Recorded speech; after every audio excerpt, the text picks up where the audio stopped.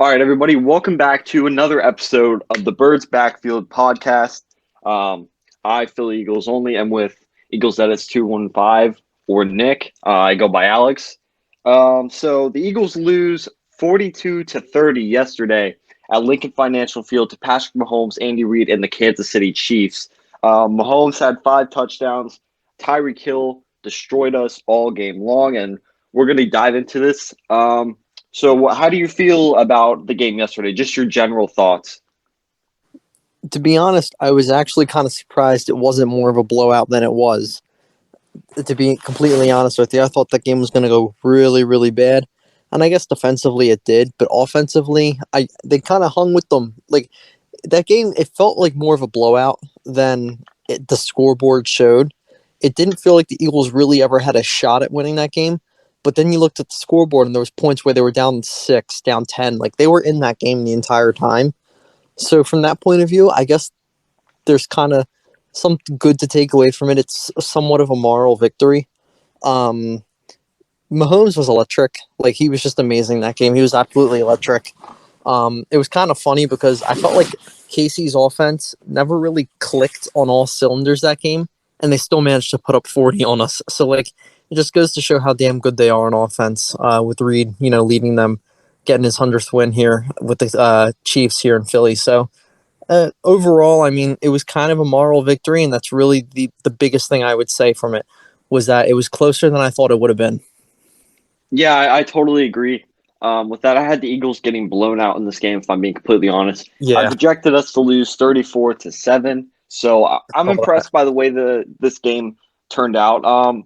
I felt like there were a lot of mistakes, however, and just fundamental things, which is ironic because this is what this coaching staff preaches. But I mean, just silly mistakes, like for example, when you're trying to get into field goal range at the end of half, and you botched a snap or something like that. Having that offensive pass interference, penalties once again killing us, and just a bunch of the drop pass from Greg Ward in the end zone, and then not being able to score. Whatever happened on I think the second or first drive where they were about ready to go for it. Sirianni calls a timeout and then That they was kick the so field dumb. goal. Yeah, that was extremely frustrating. And then you also had Devontae Smith going out of bounds on the long touchdown. Now, granted, he might have been pushed out, but it seemed like they were kind of hand fighting. So I understand the call. But listen, the Eagles were in this game all the way. And I felt like in a few more years, once this team is coached up more and they're better situationally, both in the red zone and with just in general with penalties. I think that they can win these types of games, but they're too young of a team right now. This coaching staff needs to do a better job at working on penalties and the little things that Sirianni preaches. They have to do a better job of that. Yeah, I totally agree with that. I think the inexperience showed, the youth of the team showed, um, especially with the penalties. I mean, you look at them; they're all from basically the young guys. So I think over time and as the season grows on, like I think when we're in the latter half of this season, you're gonna look back at the beginning weeks that we're in now, and you're gonna see a difference in the discipline of this team and maybe the maturity of it. But that's just something that comes with progression over the season. I think you're gonna see that be a change over the next year, few years. As long as Sirianni's here, I think you're gonna see that change. Yeah, I definitely agree with you. Going into Sirianni's game plan and the play calling, listen, I thought the play calling was pretty good. It could have been better. I would have liked to see Miles Sanders get the ball more, um, eh, just any way possible, because I think he's your most explosive player on offense besides maybe Quez Watkins. But listen, they did a lot of short things for Jalen Hurts, not asking him to do a lot of screens and checkdowns and flats and those sorts of things. But also the RPOs as well. Something that he was really successful with at college. At sorry, at Oklahoma, I was drawing a blank there. But yeah, I was really pleasantly surprised with Sirianni's play calling.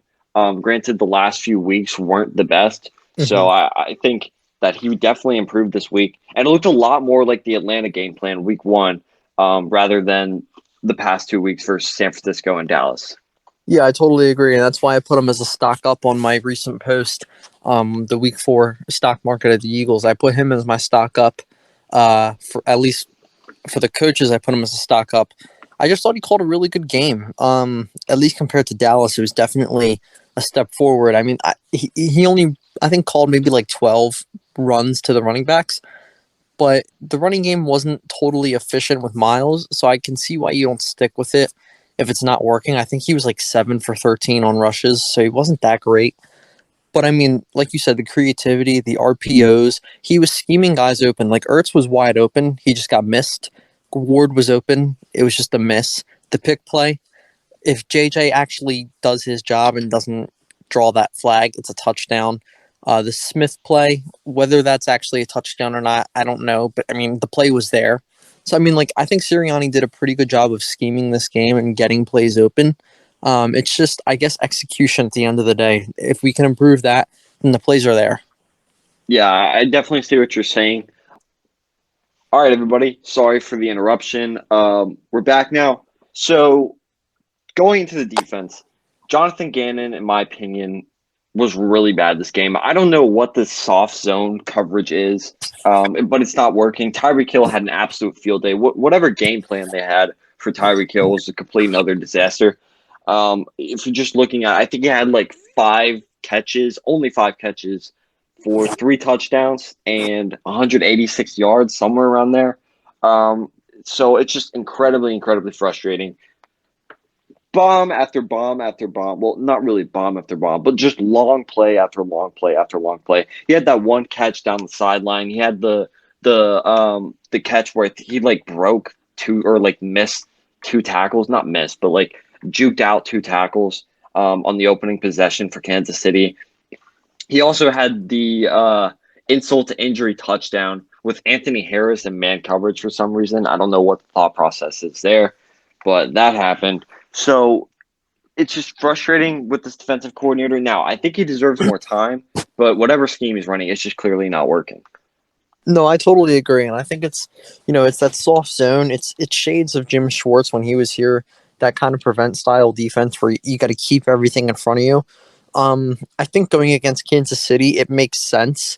You don't want to let them beat you deep the entire game, which I think, to Gannon's credit, they kind of did a successful job of that throughout much of the game. Like early on, I said it earlier, I thought KC's offense was a little bit out of sync, and even then they still dropped 40, but they were out of sync.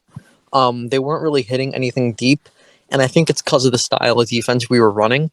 So from that aspect, it works, but you're also letting up everything in front of you, and that's why the rush defense was getting absolutely gashed the entire game. I mean, they couldn't. Clyde Edwards-Helaire has not had a great start to his career, and that may have been one of his better games of his career against a defense that's usually stellar against the run. Do you, So do you think that's a personnel issue, or do you think it's a scheme issue? Like, do is the Eagles' defensive line and other linebackers just overrated, or is it more so a Jonathan Gannon thing? I think it's early to say exactly because Gannon's fairly new, but I think it's probably a combination of both, maybe more personnel because obviously Graham's out. Um, Barnett's like I don't even know what to say about him anymore. Like, is Yeah, he that good or he's pathetic. is he just yeah? Like he's pathetic at this point. So and then they have no second level linebackers to support the interior of that line. So I would say it's probably slightly more personnel. At some point, you got to get the guy with the ball.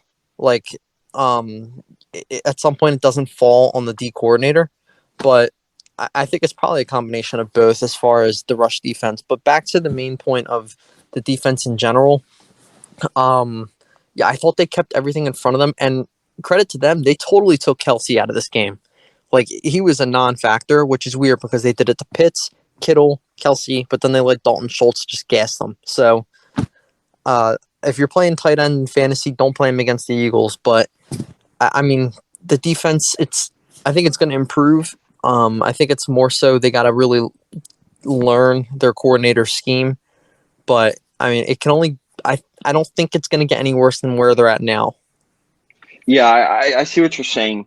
I think that over time, and especially over the next couple of years, and going back about what you're saying about the personnel, once they get linebackers and people who they think fit their scheme, I think this defense will significantly improve. There's just no way. If you're looking at Jim Schwartz's man-to-man type scheme last year, they have linebackers. That's why they love speed at the linebacker position so much. They had linebackers where they don't really, what's the best way to put this, where they don't really react or they don't really use their instincts as much as just pure athleticism and man-to-man coverage, for example. And that's why they used a third-round pick on Davion Taylor, because he's fast and he has some raw tackling ability. But he doesn't have the football IQ because Yeah, he's relatively new to the game. So exactly. it kind of goes right to your point that you were just making. It's talent over IQ. Yeah, definitely. So Yeah. I definitely think that once they get true zone coverage linebackers in here, because that's what the Eagles run. They run, I think I was listening to Adam Kaplan and Jeff Mosher inside the Birds podcast this morning, and they were talking about how the Eagles run the least amount of man coverage in the league by far. I think it's like 10% man coverage, which is absurdly low compared to the rest of the league. Yeah, that's Um, yeah.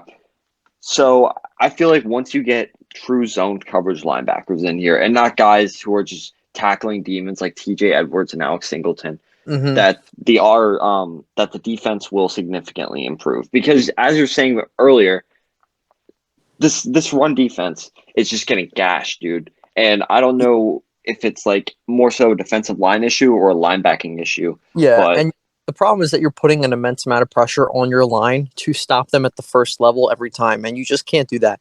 You need to have guys that can fill those gaps on the secondary level and help that defensive line. So that's like to go back to when they were at their best. The Eagles' rush defense and their D line was at their best when they had stud linebackers who had the IQ over the athleticism. So when they had Hicks and Bradham over there in the middle, that's when they were at their best. They need to reinvest in that position like they did with Hicks and Bradham, because then they can get back to having that stellar D line. Like if they don't have the linebackers, they're just kind of putting the rest of their defense in a really sour position. yeah, that's a great point you made about Hicks and Bradham, because when you look at how great the Eagles' run defense was, more so during the 2017 to 2019 years, they had Nigel Bradham and they had Jordan Hicks in 2018 and obviously 2017 before he tore his Achilles. But that's when the prime of the Eagles' run defense was. I mean, they were just clamping everybody. Mm-hmm. So they have to get true linebackers in here, not some like free agent off the street like Eric Wilson or Alex Singleton. And Alex Singleton's a nice player, but I don't think he's a great linebacker. He's not a linebacker one. Like Yeah. he's got to be a 3 or a depth guy. hmm Yeah, I think so too. And like TJ Edwards, I can't remember if I already mentioned him. Like Patrick Johnson's more so an edge rusher, but you see what I'm saying. Sean Bradley, like, No, yeah, I know. I know you see what exactly I'm what saying? they're putting dudes who should not be in a starting role in that position, and it's doing them a disservice. Yeah, definitely. So moving into our next topic, which is more so the offense, but we're going to start it off with quarterback Jalen Hurts. And I thought that Hurts, he wasn't perfect by any means, but I definitely feel like he improved. And I know I ripped him on the last podcast, and I absolutely dismantled him. And I'm a lot more calm today because he did play a lot better. However, a lot of my concerns that I have with Hurts are still there. He missed a wide open Zach Ertz in the back of the end zone. Now, granted, Chris Jones was in his face coming at him at 100 miles an hour, and I'd probably be scared to. I'd probably, dude, I can't speak. I'd probably be scared to death too if Chris Jones was coming at my face like that. He also had that, if you want to call it a miss, the Greg Ward miss on the touchdown, or what should have Yeah, been a touchdown. Now, should Ward have caught it? Yes, got to catch that, absolutely. But my thing is that you're 4 yards out from the end zone. You got to put that ball on them better. yeah, it's got to be on the money. You can't be out extending. It was a bad throw. Now, granted, It was Ward should have caught it, catchable. It's a bad but throw.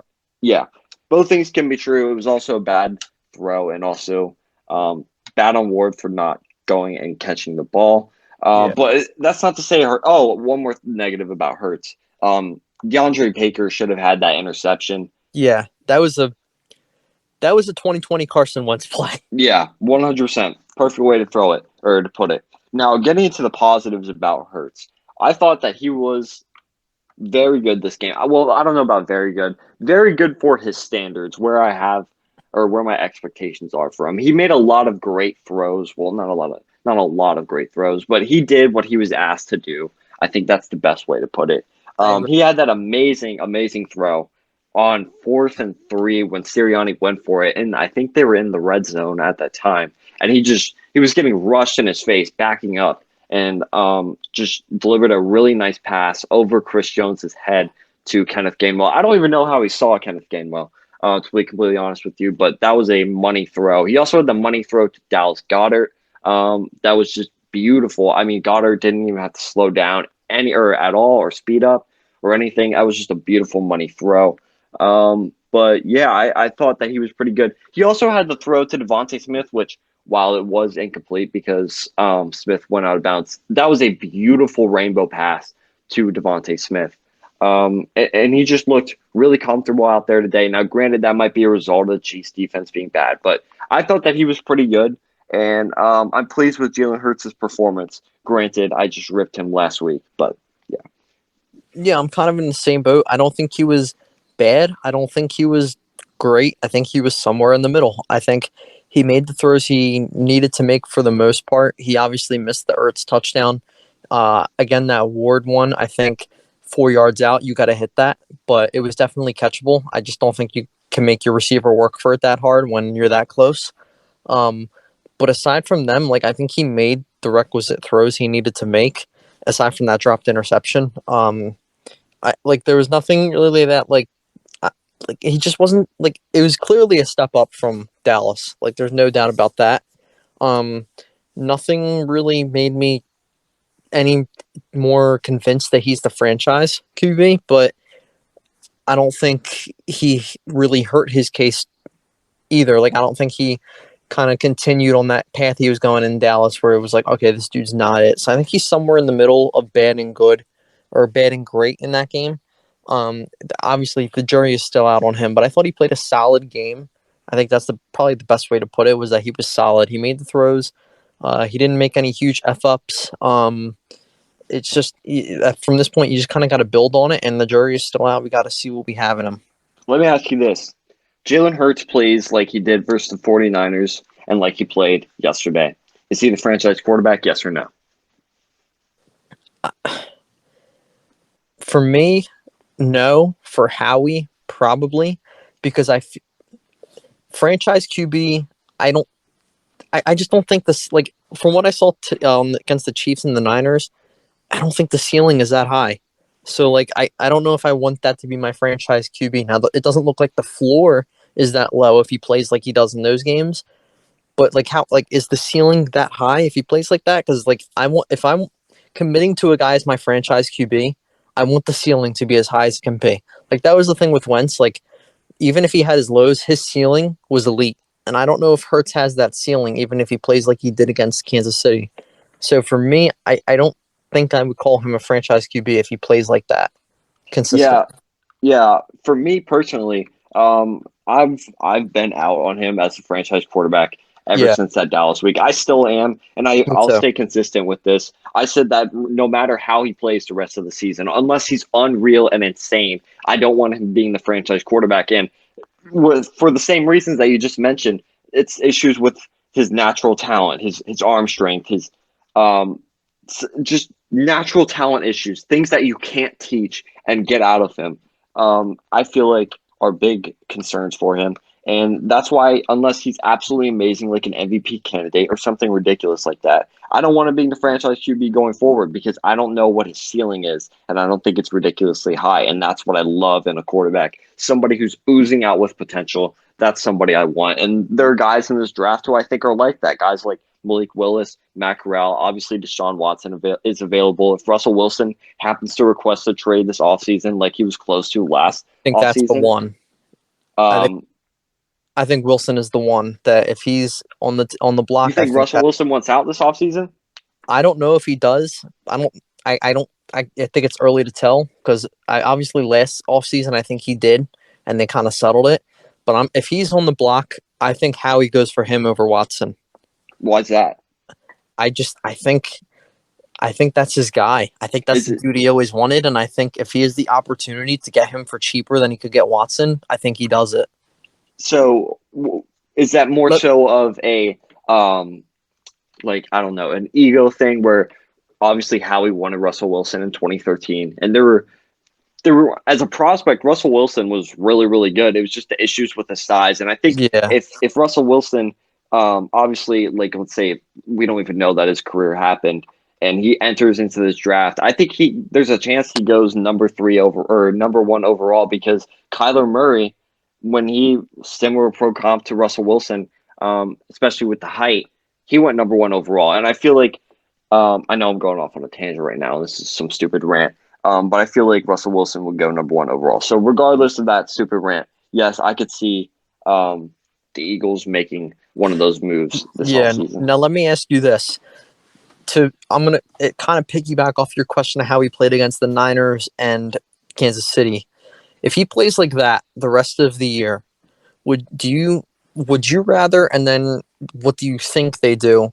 Would you rather keep the 3 picks and build either offense or defense around Hurts and keep him at that if he plays at that same level, or would you get rid of Hurts, whether that's trade or whatever, get something back for him, and then trade those picks for Watson or Wilson or Rodgers?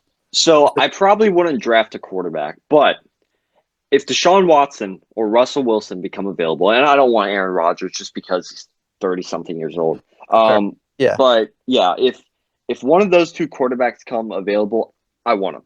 yeah. Like no questions asked, I want them. So However, you would give up the picks for them instead of building around Hurts if he plays at yeah, the same. Okay, yeah, same. absolutely.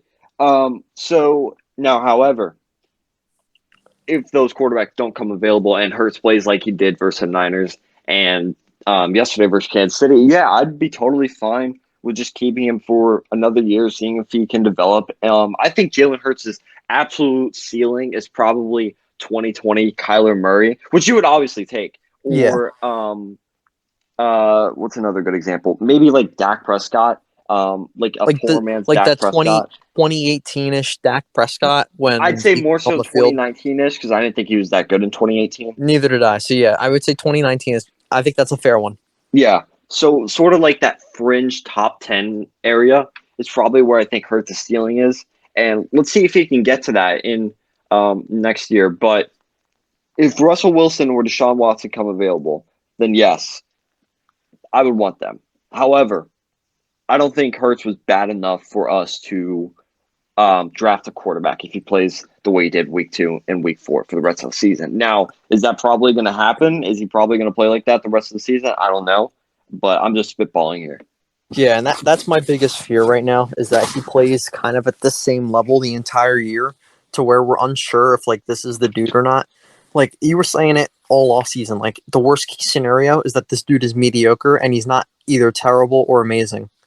Like we just need an answer at this point if he's going to be great or not because we need to know if we're going to take a quarterback this year or if he's the dude. So my fear is that he kind of plays at this baseline level the rest of the way and we don't know what we're doing moving forward.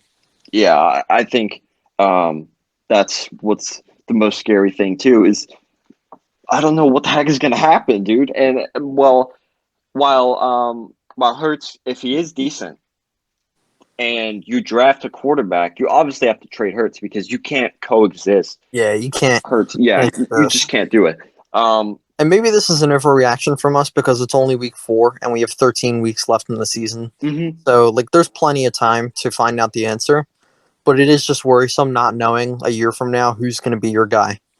Yeah, and I know we keep bringing this up every single episode, but I just think the more and more I've seen Hurts this year, I keep going back and forth. It's like a roller coaster ride where it's like week 1, everybody's saying, "Yeah, he's the guy, he's the guy." Week 2, he's like, "Yeah, he had a rough game. Let's see what he does versus Dallas," and then he stinks up the joint versus Dallas. Everybody's pissed off. Everybody wants him gone, including myself. Well, not necessarily wanting him gone, but just being pissed off and saying he's not the future. And now we're kind of back on an upward trajectory towards that Atlanta game where he's obviously not everybody's saying, "Oh, he's the guy," like they were Atlanta or at Atlanta. But I feel like everybody's going towards that upward trajectory and Yeah. thinking. You see what I'm saying? There's more of a positive And outlook. I feel I like is think the best way to say it. I think that's indicative of the defenses he played. Like the 2 good defenses he played are the games he looked the worst in, and the 2 bad defenses he's played, he's clearly looked a lot better in. I think once we're mid-season and the full season, when by the time that's all over, we can kind of look at all the defenses he's played and say, okay, well, who did he play good against and who did he play bad against? Like this week, it's Carolina. Carolina's a damn good defense, so we're gonna know after this week how he's gonna play against them, and then we're gonna be able to assess: is this dude like only eating on the bad ones, or is he eating on the good ones? Like, what's the deal here? So I think we're gonna know more clear of an answer, probably within the next month and a half or so, 2 months, about how he is against different competition. Yeah, totally, 100%. Anyways, that's gonna wrap up this episode of the Birds Backfield podcast. If you enjoyed, make sure to drop a like on the video. Also, hit the subscribe button. I know you're coming from me edits everything in Daly's page, but yeah, it would mean a lot to us if you just click the subscribe button. It literally takes 1 second. If you don't like what you see, you can always unsubscribe later. And yeah, that's pretty much it. Take care and go Birds.